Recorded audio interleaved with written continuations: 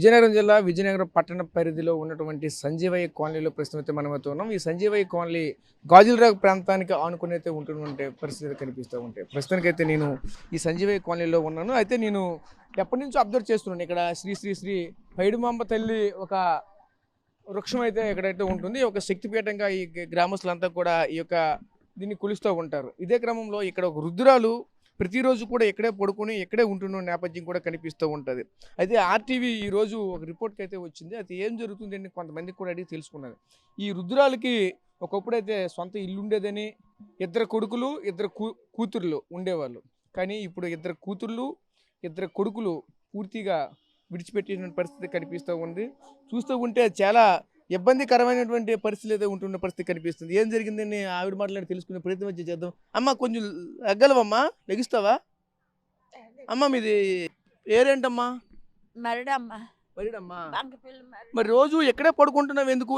ఇక్కడ ఏముంది, మీకు సొంత ఇల్లు ఏం లేదా? సొంత ఇల్లునే దగ్గట అమ్మ ఇంట్లో కొంచెం ఆదుకోయింది, ఇంట్లో నుంచి పెట్టి శ్రీచింది. ఎవరమ్మా?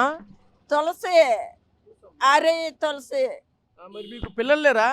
ఇద్దరు పిల్లలు ఉన్నారు, ఇద్దరు చచ్చిపోండ్రు. ఆ ఇద్దరికి దాని మొగుడు చచ్చిపోండు.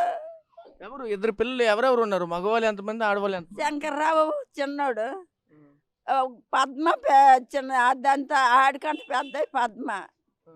దాని మొగుడు చచ్చిపోండి. అది ముగ్గురు పిల్లలు పెంచాల. ఎవరు చూసేస్తారు బాబు ఈ రోజుల్లోనూ. ఆ వృద్ధాదుని పింఛని రాబట్టి ఇన్నలల్లో అలాగే ఈడ్చుకొచ్చాను. అంది నా ప్యాన్ ఆఫీస్ అయిపోతుంది బాబు. నా కొంపంతో నా కొంపలు ఏదైనా తాగి చచ్చిపోతాను. అది చాలా. మీకు ఎంతమంది పిల్లలమ్మా మొత్తం? నలుగురు పిల్లలు. ఇద్దరు ఒక కొడుకు చచ్చిపోండు, ఒక కూతురు చచ్చిపోయింది. ఇప్పుడు ఎవరెవరు ఉన్నారు? ఒక కొడుకు ఒక కూతురు ఉంది. మరి కొడుకు కూతురు మిమ్మల్ని చూడరా? ఇక్కడే అలా పడుకుంటున్నారు కదా. వీళ్ళకి చూడరంతా అమ్మేసామందే తారాజ్యం మాట్లాడారు. డబ్బు ఏది, డబ్బు అంటారు. అది కూతురు కొడుకును